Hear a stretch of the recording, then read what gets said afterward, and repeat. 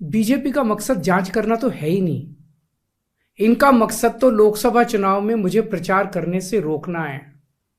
ठीक लोकसभा चुनाव के पहले इन्होंने मुझे समन भेजा है। क्यों? इस जांच को चलते 2 साल हो गए। अभी ठीक लोकसभा चुनाव के पहले मुझे क्यों बुलाया जा रहा है? पहले क्यों नहीं बुलाया? सीबीआई ने मेरे को 8 महीने पहले बुलाया था। मैं सीबीआई में गया था, उनके सारे जवाब भी दिए थे। लेकिन अब ये लोग ठीक लोकसभा चुनाव के 2 महीने पहले मुझे बुला रहे हैं। तो बीजेपी का मकसद कोई पूछताछ करना थोड़ी है। इनका मकसद है पूछताछ के बहाने केजरीवाल को बुला लो और उसे गिरफ्तार कर लो, ताकि मैं लोकसभा चुनाव में प्रचार ना कर पाऊं। शराब घोटाला, पिछले 2 साल से यह शब्द आपने कई बार सुना होगा। 2 साल से बीजेपी की सारी एजेंसीज कई रेड मार चुकी हैं, कई लोगों को गिरफ्तार कर चुकी हैं, लेकिन अभी तक एक भी पैसे का हेरफेर कहीं नहीं मिला। कहीं से एक भी पैसा नहीं मिला। अगर भ्रष्टाचार वाकई हुआ है तो इतने करोड़ों रुपए गए कहां? क्या सारा पैसा हवा में गायब हो गया? सच्चाई यह है कि किसी तरह का कोई भ्रष्टाचार हुआ ही नहीं। अगर होता तो पैसा भी मिलता। ऐसे फर्जी केस में आम आदमी पार्टी के कई नेताओं को इन्होंने अभी तक जेल में रखा हुआ है। किसी के भी खिलाफ कोई सबूत नहीं है, कुछ साबित नहीं हो रहा। खुलेआम गुंडागर्दी चल रही है, किसी को भी पकड़ के जेल में डाल दो। अब बीजेपी मुझे गिरफ्तार करना चाहती है। मेरी सबसे बड़ी संपत्ति, मेरी सबसे बड़ी ताकत मेरी ईमानदारी है।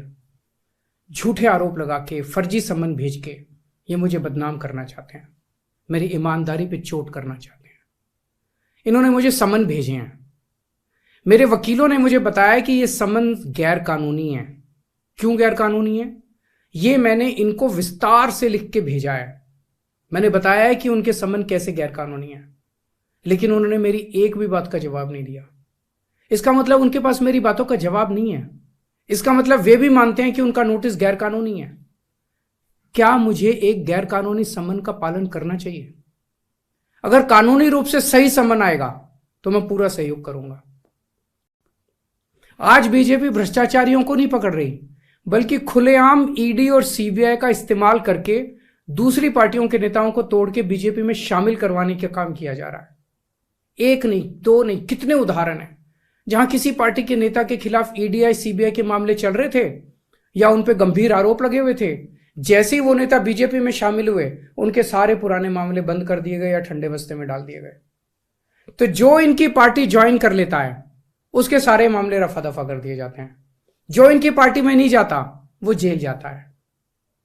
आज मनीष सिसोदिया, संजय सिंह और विजय नायर इसलिए जेल में नहीं है कि उन्होंने भ्रष्टाचार किया है, वो इसलिए जेल में है क्योंकि उन्होंने बीजेपी में शामिल होने से इंकार कर दिया है। आज हम बीजेपी का मुकाबला क्यों कर पा रहे हैं? क्योंकि हमने कोई भ्रष्टाचार नहीं किया। अगर हमने जरा सा भी गलत काम किया होता तो दूसरे भ्रष्टाचारी नेताओं की तरह आज भी हम बीजेपी में शामिल हो चुके आज तो होते आज तक।